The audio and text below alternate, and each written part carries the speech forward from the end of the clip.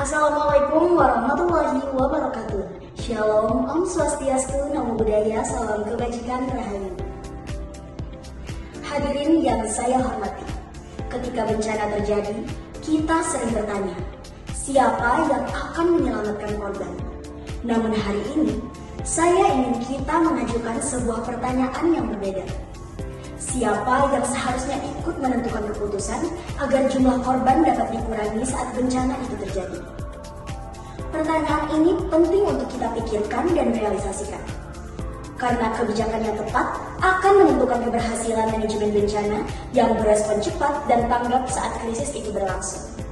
Perkenalkan, saya Sayyidatina Aminah, mahasiswi jurusan keperawatan, Fakultas Kedokteran dan Ilmu Kesehatan Universitas Lambung Mangkurat. Menurut data BNPB, sepanjang tahun 2024, Indonesia mengalami ribuan bencana hidrometeorologi seperti banjir, tanah longsor, cuaca ekstrim, dan kebakaran hutan yang mengakibatkan lebih dari 8,1 juta masyarakat terdampak. 540 orang meninggal dunia, ribuan korban lainnya mengalami luka-luka, serta kerusakan infrastruktur dan kerugian ekonomi yang sangat besar. Angka ini menunjukkan bahwa bencana bukan lagi peristiwa sesaat, melainkan tantangan yang harus kita kelola secara berkelanjutan. Namun, di tengah berbagai upaya yang telah dilakukan, kita masih menghadapi persoalan yang sama. Kelompok rentan yang belum terlindungi, kesiapsiagaan yang belum merata, dan dampak kesehatan yang terus berulang.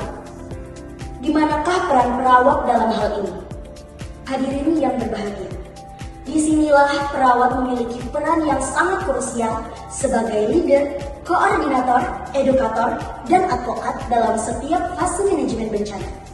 Perawat hadir di rumah sakit, puskesmas, komunitas, hingga lokasi pengungsian.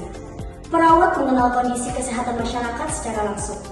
Perawat mengetahui siapa yang paling rentan, siapa yang membutuhkan bantuan lebih dulu, dan hambatan apa yang dihadapi masyarakat ketika bencana itu terjadi.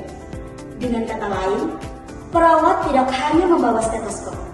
Perawat juga membawa informasi, pengalaman, dan data yang sangat berharga untuk pengambilan keputusan.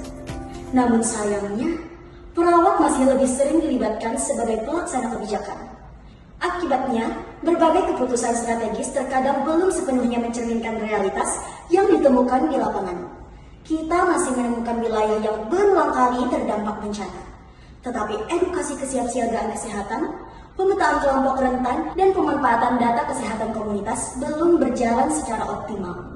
Padahal, di era digital, data adalah fondasi dari kebijakan yang efektif. Dan perawat adalah salah satu profesi yang memiliki akses langsung terhadap data kesehatan masyarakat tersebut.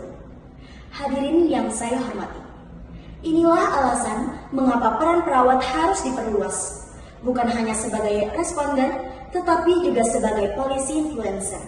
Bukan hanya sebagai pelaksana, tetapi juga sebagai pemikir strategis. Saya percaya terdapat 3 langkah yang perlu dilakukan. Pertama, memberikan ruang yang lebih luas bagi perawat untuk terlibat dalam penyusunan kebijakan dan perencanaan mitigasi bencana di tingkat daerah maupun nasional. Dan yang kedua, mengintegrasikan data kesehatan komunitas yang dihimpun perawat ke dalam sistem pengambilan keputusan yang berbasis bukti. Dan yang ketiga, memperkuat kompetensi kepemimpinan, analisis kebijakan, serta literasi digital dalam pendidikan keperawatan agar lahir generasi nurse leader yang mampu menjembatani kebutuhan masyarakat dengan proses pengambilan keputusan.